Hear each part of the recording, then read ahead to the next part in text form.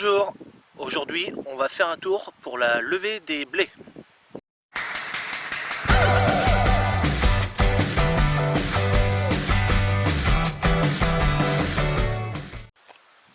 Alors les blés ils ont été semés il y a 15 jours maintenant, les derniers il y a une semaine. Donc pour celui-là qui a une semaine, on ira voir tout à l'heure, c'est pas sûr qu'il soit levé. Par contre on va regarder ceux-là. Alors on va regarder ceux-là, je viens de gratter. Et donc j'ai trouvé quelques pieds, tu vois, qui sont levés. Donc on voit bien la graine qui est là.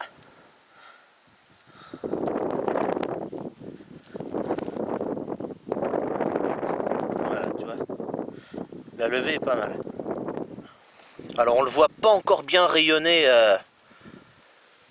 On le voit pas encore bien rayonner dans le champ. On en voit certains sillons qui sont levés.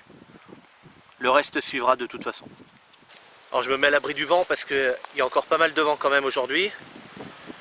Et du coup promis, bientôt j'aurai un petit micro-cravate qui atténuera tout ça. Mais bon, alors peut-être pas la semaine prochaine, mais bientôt j'en aurai un. Donc là on va aller faire un tour dans la deuxième parcelle. Je suis peigné comme un sac moi aujourd'hui en plus. Alors là je m'arrête une petite seconde parce que je passe justement à côté du champ de colza où nous étions la semaine dernière. Vous pouvez le voir, retrouver l'épisode ici. Et j'avais parlé d'un rond dans le champ où ça poussait très mal et tout ça. Et je suis plutôt content parce que le rond est en train de se refermer justement. Voilà, alors bon, on voit pas, enfin, je sais pas si on voit bien, mais n'empêche que le rond était plus grand que ça, hein, la dernière fois que je suis passé. Et là, ça se rebouche, là, tout petit à petit, les graines sortent. Je m'arrête encore une fois. Tout à l'heure, j'ai employé le terme rayonner. Un champ qui rayonne. Alors en fait, ça ne veut pas dire qu'il brille du tout.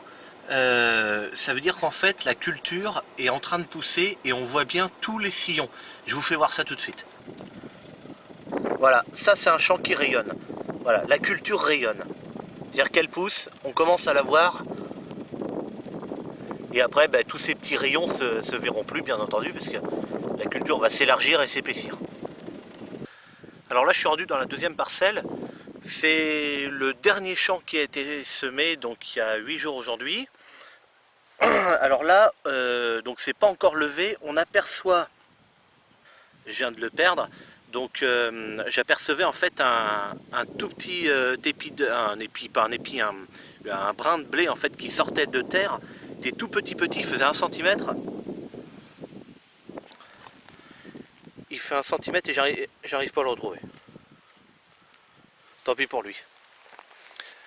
On ira, j'en retrouverai d'autres ailleurs, c'est pas bien grave.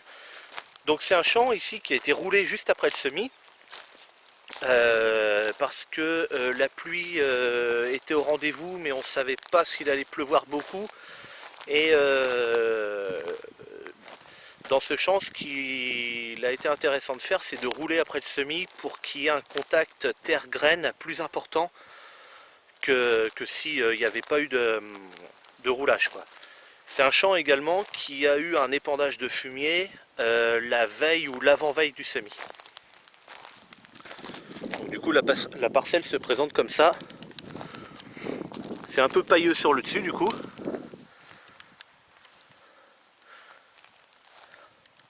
C'est un peu pailleux, mais en fait on s'en fout.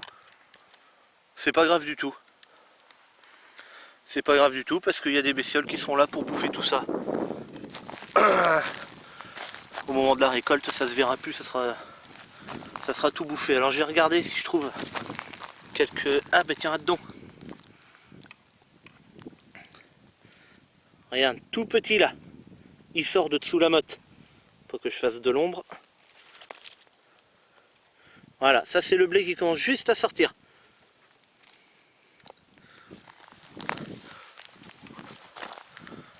Là pour le coup on en voit un par-ci par-là, mais... Donc là, pardon, j'ai le soleil dans la tronche, hein. Je suis obligé de fermer les yeux un peu. Vu que je suis en train de me promener, du coup je vais aller faire un petit tour dans... Je vais aller retourner voir les colzas, si ça avance un peu. Et puis bah, s'il n'y a pas de bestioles, les pucerons, les limaces et tout ce qu'on veut.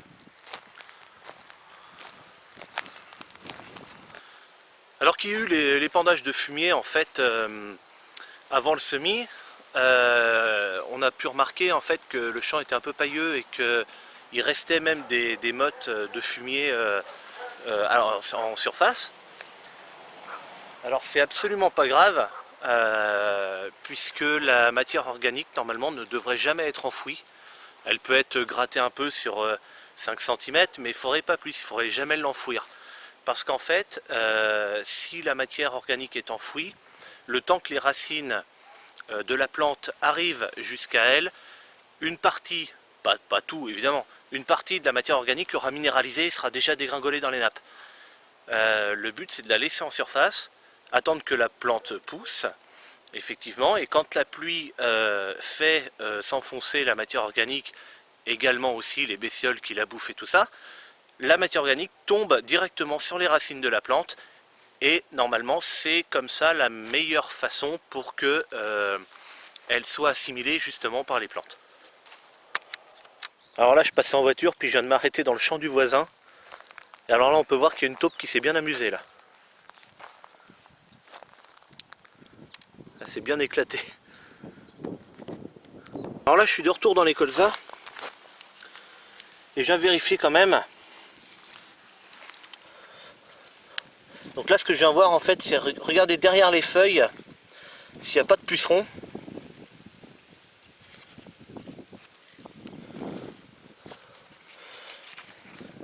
Alors les pucerons ils sont très rarement dessus, hein. Très rarement dessus, ils sont toujours dessous. Ils se planquent hein, bien sûr de la pluie, du soleil, et puis il n'y a pas que la pluie et le soleil, quoi. Il y a certains oiseaux ou insectes qui les mangent aussi, les pucerons. Les coccinelles entre autres mangent les pucerons. Donc là on va regarder également le nombre de feuilles. Donc là 1, 2, 3, 4, 5 et la 6e là par terre. Il y en a une 7e qui arrive. Donc 6 feuilles c'est pas mal. 8 c'est bien pour rentrer dans l'hiver. Hop là ça bouge un peu. 8 c'est bien pour rentrer dans l'hiver. S'ils sont trop petits ils pourraient souffrir du froid. Alors rentrer dans l'hiver ça on est tranquille hein. Pour l'instant on n'a pas eu de froid. Mais certaines gelées peuvent arriver assez vite après. Dès qu'on arrive en novembre ça peut arriver assez vite. Le 8 feuilles c'est bien pour résister, ils vont pouvoir résister au froid naturellement. S'ils sont trop petits, ils vont souffrir du froid et ça pourra s'en ressentir à la sortie d'hiver. S'ils sont trop grands, c'est-à-dire que s'ils ont 10 ou 12 feuilles, parfois ça peut arriver, s'ils ont été semés un peu tôt et qu'il y a eu comme par hasard cette année-là des conditions climatiques qui ont fait qu'ils ont poussé tout de suite, un été pluvieux, s'ils sont semés par exemple mi-août quoi, eh bien le problème qu'il peut y avoir c'est qu'à la sortie d'hiver, donc l'hiver en fait le froid va leur faire arrêter la croissance quoi, mais à la sortie d'hiver ils vont se mettre à pousser comme des malades et il va falloir après appliquer une hormone, un régulateur de croissance. Donc c'est une hormone en fait qui va les arrêter de faire pousser pendant un certain temps et ils repartiront plus tard pour pas qu'ils aient trop d'avance sur la saison. Alors là j'ai cherché également les pucerons, j'en ai pas parlé, j'ai regardé aussi s'il y avait des limaces. À ce propos, pour les limaces, donc dans ma dernière vidéo que j'avais parlé, il existe également des pièges à limaces. Je vous envoie sur la chaîne de David, donc chaîne agricole, il a une très bonne vidéo sur justement les pièges à limaces. Quant à moi, je voudrais justement remercier David d'avoir partagé mes premières vidéos. Et puis je vous dis à plus tard pour une prochaine.